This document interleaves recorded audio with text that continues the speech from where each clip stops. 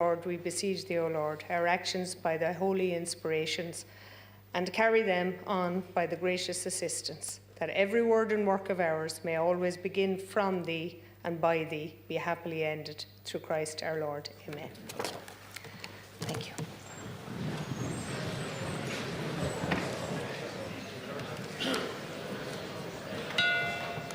And now I will take leaders' questions under Standing Order 36. The Standing Order allows for a brief question on a matter of topical public importance from the leaders or representatives Sinn Féin, Labour Party and the Soc Dems. So the Order of the House allows for 3 questions today, and the time allowed for Sinn Féin will be 10 minutes. Deputy. Minutes? Well, 4. Sorry. Oh, yes, well, sorry. Jesus. Back and forth. I think you're on 10 minutes. No. I'm more than happy to speak for 10 minutes. I have a lot to say. Thank you. Count Corlett, 40,000 Taoiseach. That's the number of new homes that you and Simon Harris said that you would build last year. It's a number that was repeated again and again throughout 2024, going into overdrive in the lead up to last November's general elections. Let me just recall for you some of your bluster. On social media on October, Taoiseach, you said the country is coming close to 40,000 homes being built this year.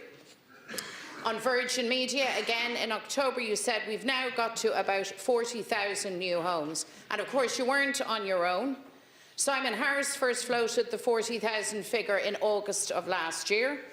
In October, he was at it again, saying new builds would be well upwards towards 40,000, and he repeated this claim at the Fine Gael manifesto launch in November. Now, clearly the claim of 40,000 new homes for 2024 was being used as an election ploy, an attempt to convince people that Fianna Fáil and Fine Gael had turned the corner on housing. But here's the catch, Taoiseach, none of it was true. The figure of 40,000 new homes was pure fiction, a trick designed to mislead the public because you couldn't face an election based on the actual facts of your performance in housing. That not alone had the rate of house building stagnated on your watch, but it was in fact going backwards. And now your election lies have been exposed and you have been caught out. 2 reports published in the last 2 weeks have exposed your election gimmick and lay bare again your failure in housing. Firstly, the report from the Central Statistic Office, which states that only 30,000 new homes were built in 2024. That's a far cry from the 40,000 homes that you parroted throughout the election. This report reflects the fact that the number of new homes has fallen from the previous year of 2023.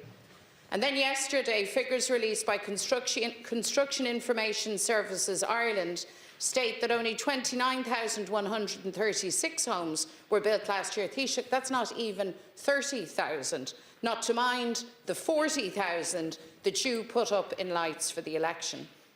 Truth is that your claim of 40,000 new homes for 2024 was a load of bull, and well, you knew it. But you chose to repeat this claim again and again in an effort to mislead voters. The housing crisis touches every part of our society. It's driven desperation, it has driven despair. Bad enough that you failed to solve this crisis, but worse, you openly and knowingly deceived the public on this matter in the course of the last election. You're on the record repeatedly doing just that. So you need to set the record straight. Cura Gael of Eowyn hús nuair a dúirt tusa go dóthir 10,000 teach sa bhliain 2000 sa ceathair agus bacóir dit Taoiseach agus Simon Harris an Taoiseach an Éireanna a insint. So this is very straightforward, Taoiseach. You and Simon Harris repeatedly gave false information to the public regarding new house builds. The figure of 40,000 was simply untrue.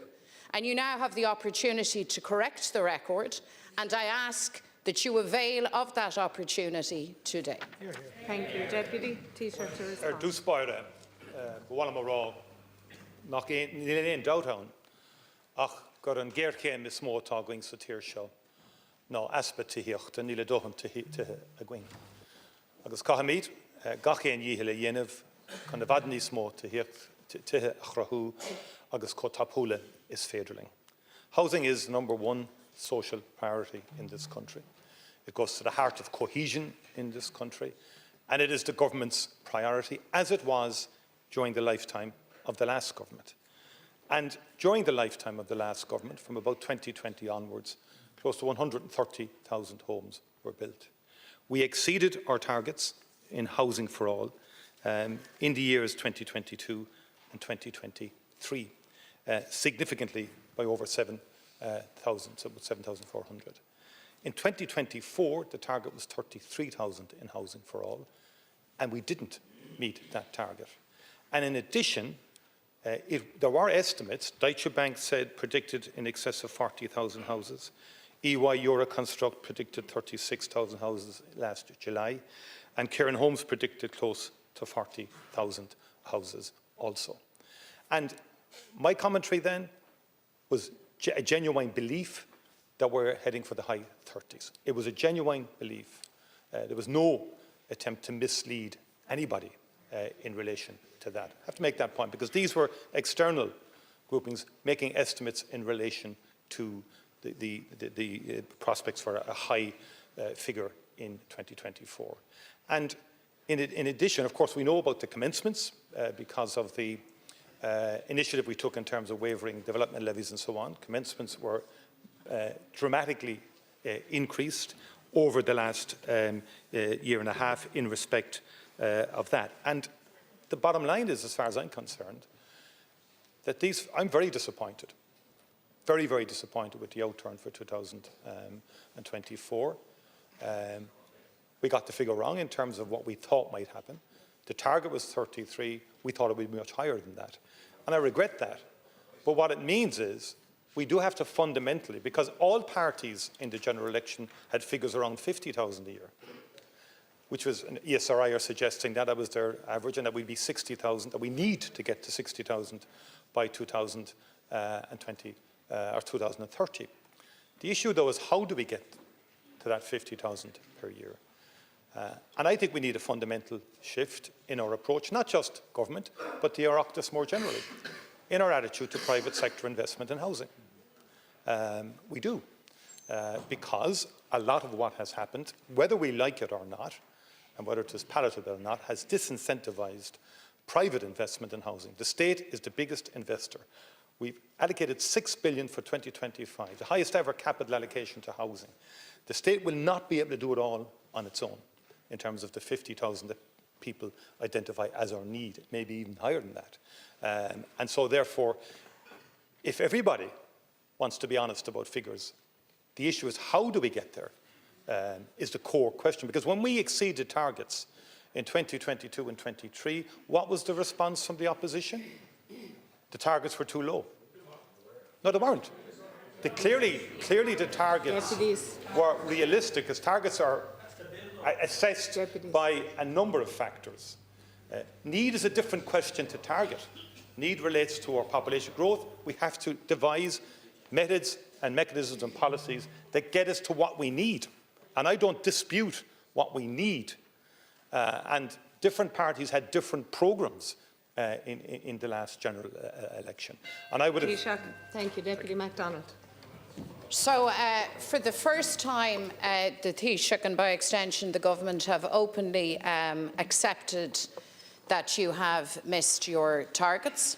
I suppose that is progress of some sort. But the fact remains, Taoiseach, that you deliberately and repeatedly used a figure of 40,000 new homes for 2024 when you have to have known that that was not going to be delivered by you. You cite Deutsche Bank, but you know that by the final quarter, the CSO, the ESRI, the central bank itself, all of that data reflected that 40,000 was always fictitious. It was never realisable. And yet you, the parties of government, you in particular and Simon Harris, insisted on repeating a falsehood of 40,000 again and again and again. And this was specifically to dodge the very necessary debate around the how of delivery. So could you go a bit further, Taoiseach, and make it explicit that 40,000 was wrong and that was not delivered in 2024, and express even some regret for using that figure in the course of the election? Taoiseach. Could I say to the Deputy that if you take the 3 years combined, 2022, 2023 and 2024, we exceeded our targets by close to 5,000 houses. But that's not of interest to you. But what I would say, the bottom line in the general election is that the programme that you put forward did not persuade people, because you wanted to dramatically disrupt and change the Land Development Agency. You wanted to get rid of the Help to Buy scheme. You wanted to get rid of the First Home scheme, which are so beneficial to first-time buyers. So your programme did not persuade. The platform as to how you were going to achieve a housing breakthrough or higher numbers simply did not persuade people. And you've got to acknowledge that, Deputy. That's the reality of it. And as far as I'm concerned, we've exceeded targets in 2 years. The third year we didn't. I'm extremely disappointed with that. The estimates that were out there from the entities that I've identified were clearly pointing in a direction which did not turn out to be the case. Thank you, and we move to Deputy Ivana Bacik of the Labour Party. Taoiseach, today at last, and after an unnecessarily long break, we have arrived at the first Leaders' Question session of this new government term, and I want to raise with you the emergency situation affecting communities all across this island, and that is, of course, the ongoing fallout from Storm Eowyn. At the outset, my thoughts and those of my Labour colleagues are with all those families and households who've been so severely impacted by the storm. Many households still continuing to suffer the consequences, both of the storm itself and of the weakened infrastructure and the insurance and cost implications that they are now facing into the future. All our thanks go, and I'm sure all of us agree on this, to the frontline workers who've been working tirelessly over the past weeks to restore power and water supplies to communities, often in dangerous conditions. Taoiseach, people from affected communities have a multitude of justified concerns about the government's response to the crisis, and they speak with one voice when they say they need help. But they have been really severely impacted. I've heard from families who were tragically forced to wake their dead relatives by candlelight, from parents unable to cook a hot meal for their bored and cold young children, from older people left terrified and isolated by power outages and fallen trees, from people with chronic health conditions whose appointments were cancelled or to which they couldn't access them. I heard just today from one family in Roscommon who are still without power and will remain so likely until this coming weekend. They say they've had no electricity, no heat, no water since 24th January. And this has been the case 4 times now in the last 10 weeks. And they ask, what is the government going to do about this? They need, as do all those affected, greater supports. And they cannot afford the financial cost that the ESB is now saying that it may pass on to all consumers to cover the cost of repairs. Especially wrong at a time when the ESB is reaping operating profits of nearly €500 million. Taoiseach, it's projected that Ireland will face more frequent weather disasters as global temperatures rise, and we're already witnessing more regular awful weather events. Hurricane Ophelia, storms Babette, Dara and Eunice in recent times, and more storms, freezes and floods likely due to climate change, which will bring more disruption and more damage. There's a careful balancing act, Taoiseach. We must take decisive climate action to play our part in mitigating climate chaos, but we must also build real resilience against inevitable weather disasters, building up security in our energy sector, our water systems, our broadband and transport networks. And we must ensure that the necessary transition to cleaner energy will not leave communities behind. The first National Climate Change Risk Assessment will be published soon by the EPA and will help us better to understand how to adapt our infrastructure. But Taoiseach, I'm asking you now, on behalf of the families, the households that we've all heard from, what will your government do to protect our infrastructure, and what will you do to support struggling households trying to cope now with the aftermath of the storm, struggling to meet bills? What urgent supports will you supply to communities to restore infrastructure? Storm Ufasa go bhí an ceannas measa stocha bhí riamh, ní léon áras ar sin, agus caihamid bheith anna bhuíoch de gach éine a húcár agus taíocht do chuoine ar fud na tíre. Just want to say that this was a severe, unprecedented storm, the likes of which we have not witnessed in living memory. And it caused widespread devastation across the country, particularly the western seaboard and the northwest of our country. And many, many people have suffered a lot during this period because of power outage, because of water, lack of water, and also, very worryingly for many people, the collapse of the communications network as a result of the ferocity of the wind and the storm itself. It's the worst, I would say, in a century. And the first priority of all involved in planning in the National Coordinating Group was to protect lives. And unfortunately, we had one fatality in Casper Dudek. There could have been many, many more. The red alert warning was effective and impactful, and we should never lose sight of that. And there are issues that we have to reevaluate in respect of how we do the red, orange, or yellow system, and that's underway. In terms of the grid, I've already taken action. I would have met with the Minister and the Department of Climate to Taoiseach. I've asked, and it's happening, that we would accelerate the grid infrastructure capital plan and to bring elements forward, and we want that within the next month, in order that we move very fast to make the grid more resilient. I agree the severity of storms and the frequency of such severe storms is only going to increase. In fact, if you look at the figures over the last 20 years, there's a dramatic increase in both volume and severity of storms. So we do have to make our country more resilient. That will mean substantial funding in the updated National Development Plan for adaptation, which we do need to do far more on across the board. But in respect of the grid, there are some practical things we can do very, very quickly. And we have to cut through a lot of regulatory frameworks to enable us to do that, in terms of proper corridors for the grid, where we don't have trees and forests impacting on the grid as they did in this particular one. And human safety and health and safety have to be the priority, and that's going to happen in respect of the grid. In respect of water, and I will be meeting with the utilities in this respect, I don't think it was good enough that we didn't have, or that Irish Water didn't have generators in place at all locations. Thank you, Taoiseach. That's now happening, and that will not happen again. Thank you, Taoiseach. If I get a chance at the next, sorry, Well, Taoiseach, I think we all appreciate just how ferocious this storm was, and I do want to join with you in expressing sympathy to the family of the young man so tragically killed, Casper Dudek. But it is simply unacceptable that we still see 18,000 homes, farms and businesses without power, so many days on from the outbreak of the storm. And it's clear that much more urgent action is necessary from government to invest the money that we in Labour had called for investing in the grid. We had called for investment of some of the Apple monies in building up the grid so that we would build in that resilience. And there's also the issue, Taoiseach, of the lack of supports for households.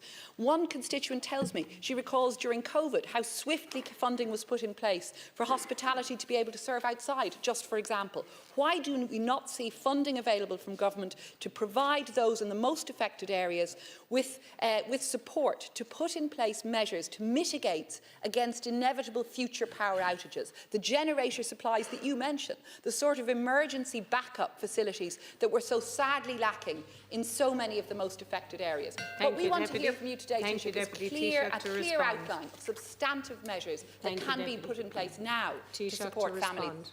Please. 3,000 ESB networks crew members with crews from the UK, France, Finland, Germany, Austria, Norway and the Netherlands. I want to thank all of those 3,000 people involving all of those crews. I mean, we can say do it. They're working day and night since the storm began. There is no additional capacity other than what's there in that 3,000 crew members. And I think we have to pay a very strong, sincere tribute to the crews of the ESB networks and all those crews who came from overseas to help us in what has been the worst storm in living memory. Now, the last framework for the ESB networks, the cost of the capital investment from, I think, 20 to 25 was about 5 billion. The estimate is we have to go to 13 billion in the next 5 years. That is the level of change and investment that will be required to make our grid resilient. But I'm determined to do that. Thank you, Taoiseach. And this government is determined to do that, and will work with you if you have any other additional ideas. And we now move to the Social Democrats Deputy Cian O'Callaghan, please. Margaret.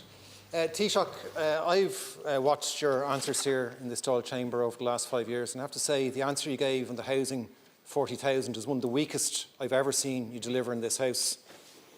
You say that you have a genuine, you had a genuine belief that 40,000 homes would be delivered based on estimates from private entities.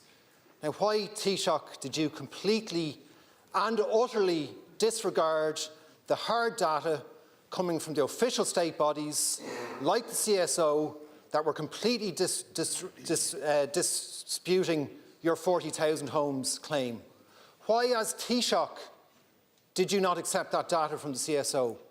Is it only when it comes to housing completions in an election year that you don't listen to CSO data? Is that the case? Is it on everything else that you accept CSO data, but not when it comes to housing completions in an election year? Can you explain that as Taoiseach as to why you don't accept official data sources from the Central Bank, ESRI and CSO, all of which were saying that the 40,000 homes that you and your colleague, the then Minister for Housing, Darragh O'Brien, and the Taoiseach, Simon Harris, were saying 40,000 homes? All of them were disputing you and you weren't listening. Why is that, Taoiseach? In the run-up to the election, Taoiseach, the government spin on this was relentless. You were saying time and again that your housing plan was working and that 40,000 homes would be delivered. You did this despite a mountain of evidence to the contrary. You ignored all of the reports from the CSO, Central Bank and ESRI that said housing delivery would be nowhere near 40,000 homes. In a video that you posted during the election, you said, when this government came into office, we had 20,000 houses being built a year. We're now coming close to 40,000. Darragh O'Brien and Simon Harris likewise made similar statements. In fact, Darragh O'Brien even claimed at times that there was going to be in excess of 40,000 homes delivered. In fact, we got 10,000 fewer homes, less than your 40,000 promise that you were making, a 7% decrease on the year before. And let's be clear about this. These claims were made as recently as last November, just over 10 weeks ago. Now, for those to have stood up, there would have had to have been 10,000 additional homes near completion at that point. There was not. Those homes do not exist. This isn't just an academic issue about numbers, Taoiseach. This is about people whose hopes and dreams of affording their own home are being shattered by this lack of delivery. So, Taoiseach, was your claim that 40,000 homes would be delivered last year a deliberate deception? And do you regret misleading the public on this? Thank you, Deputy Taoiseach. So, as I said already, Deputy, housing is the #1 issue. It wasn't in any shape or form a deliberate attempt to mislead people. And I have quoted those who early in the year, mid-year, were predicting close to 40,000. EY, Euroconstruct, Deutsche Bank, Kern Homes. Others, by the way, in other years that you've identified, were underestimated the number of houses that were subsequently built. And that is something that you haven't spoken of. And we exceeded our targets in 2022, and we exceeded our targets in 2023, and you dismissed that at the time.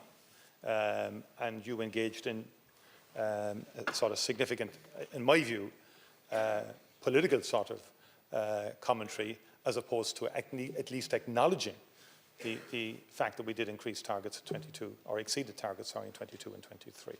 And I also have to put it to you, Deputy, that right throughout the last 4 years, I mean, your party's policy position was to oppose significant legislation and initiatives that led to increased housing, particularly on the affordable side.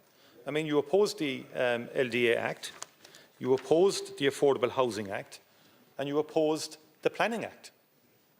And you have shown no sense of urgency around the housing crisis. And if I may say so, I believe you've been too ideologically wedged on, to certain fundamentals in terms of the housing issue and the housing market.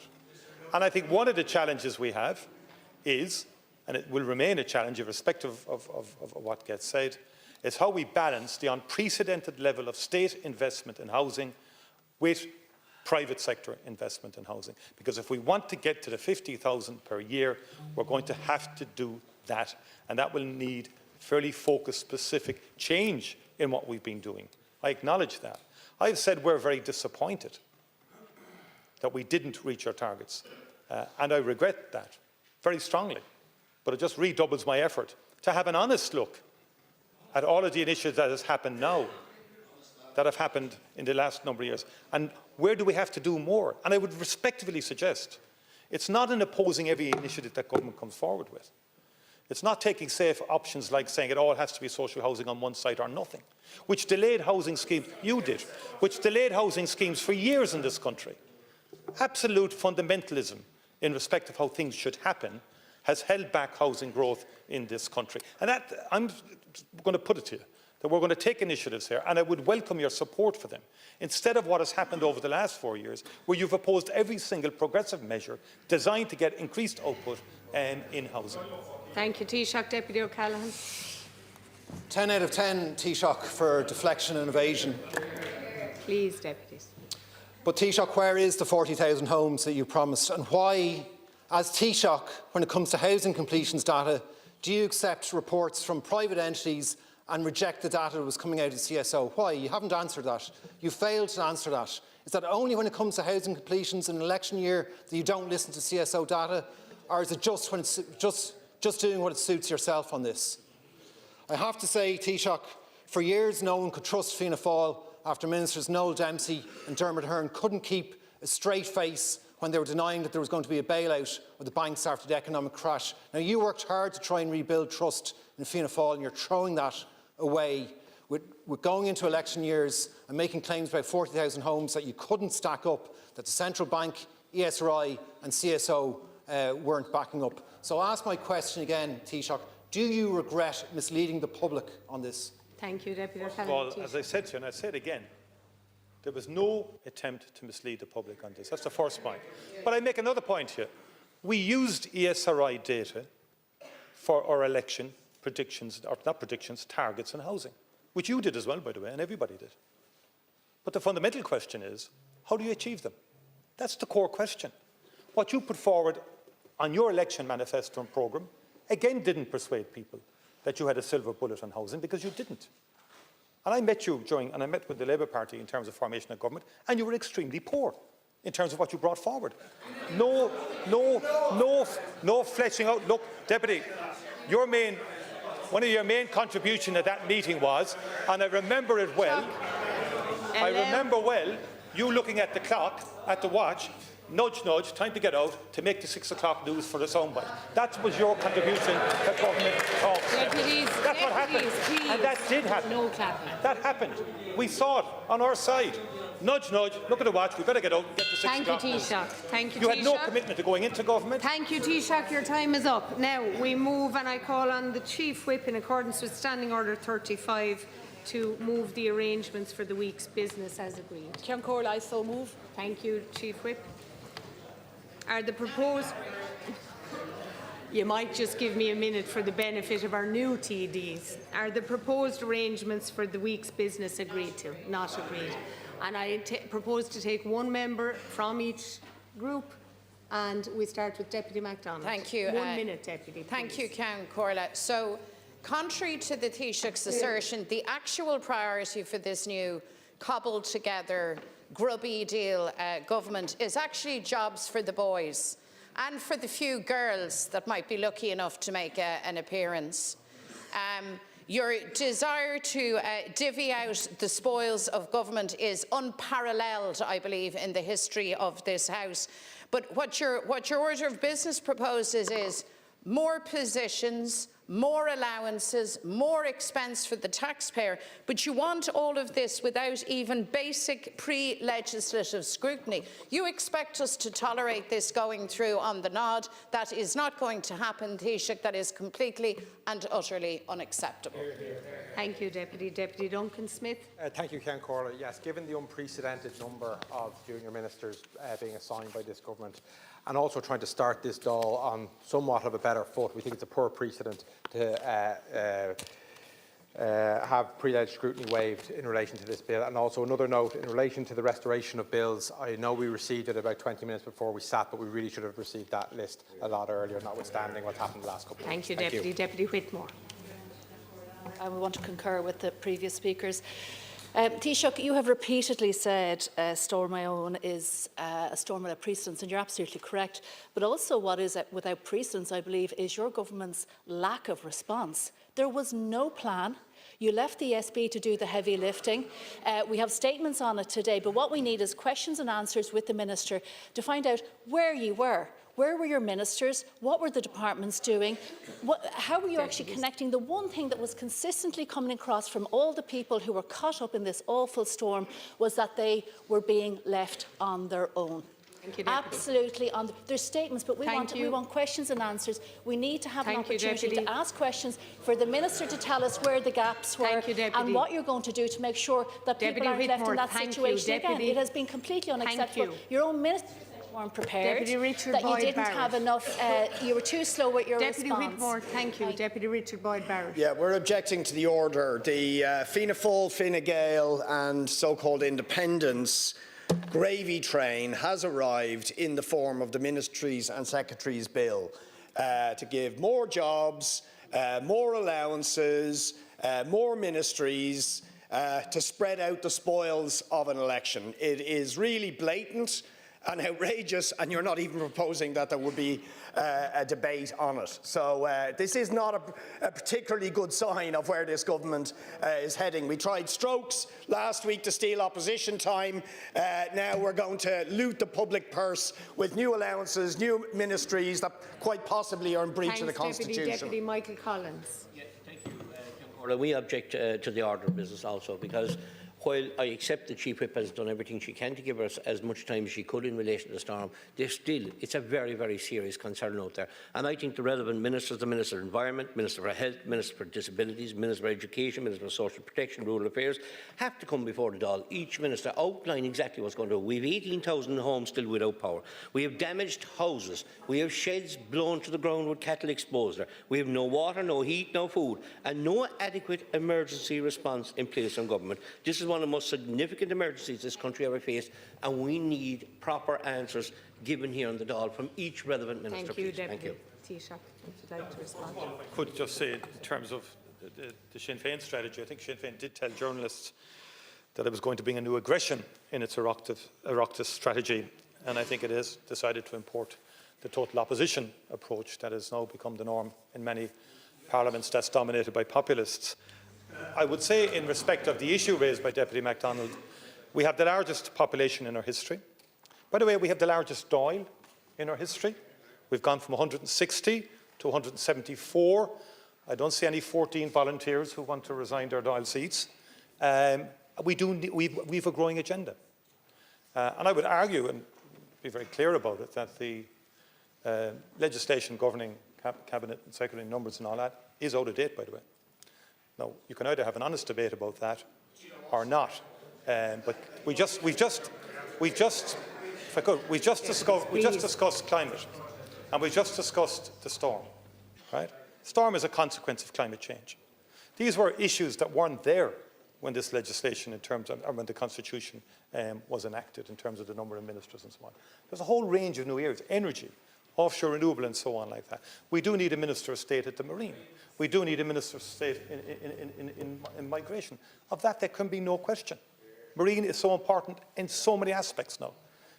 Big issues on security and defence, which dominated Europe this week. Hardly a whisper in here, but it's dominating all of Europe in terms of security and defence. Marine security, subsea cables, cyber security. So the issues are growing, the agenda is growing. We either want to be realistic about it, or we don't. The larger Dáil reflects a larger population. That has to manifest itself as well in terms of the structures of government and the size of government also. On the storm, my understanding was agreement had been reached yesterday in terms of arrangements for the storm. I hope we're not now going to begin a new Dáil season where things get agreed in the Business Committee and 24 hours later there are objections to what was agreed. I want to assure the Deputy Whitmore there will be ample time, and Deputy Collins, for the debate on Storm Eowyn. And if we have to take it into next week, we will.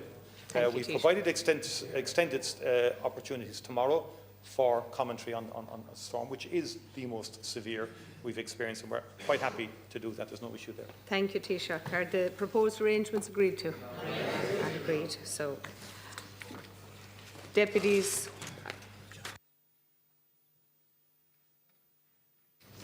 Deputies in favour say Tá. Deputies against say Níl. I take it the question is carried. Vote on. We'll ring the bells.